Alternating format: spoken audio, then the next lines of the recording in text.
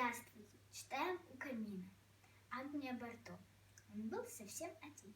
Один щенок был одинок. Бродил он непрекаянно. И, наконец, решил щенок: найду себе хозяина. С утра собаки всех пород с людьми выходят из ворот. С людьми побыть мне хочется. Зачем мне одиночество? В каком-то дворике пустом один остался с детства я. И стал щенок мечтать о том, как будет он вилять хвостом, хозяина приветствовать. И вот щенок пустился в путь, бежал он за прохожим. Ну хоть спросил бы кто-нибудь: ты что такой встревоженный? Нет у людей свои дела. Куда-то школьница прошла, прошли два длинных паренька. Никто не смотрит на щенка, и грустный, озабоченный бежит он вдоль обочины.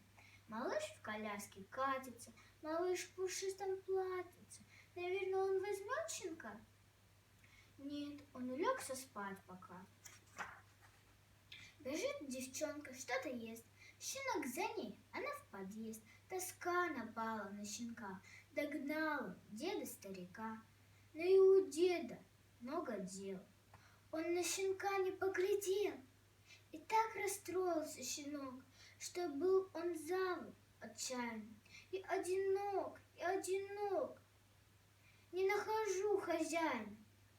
Как вдруг увидели щенка две девочки, две Катеньки. Они зовут издалека: иди сюда, кудлятенький.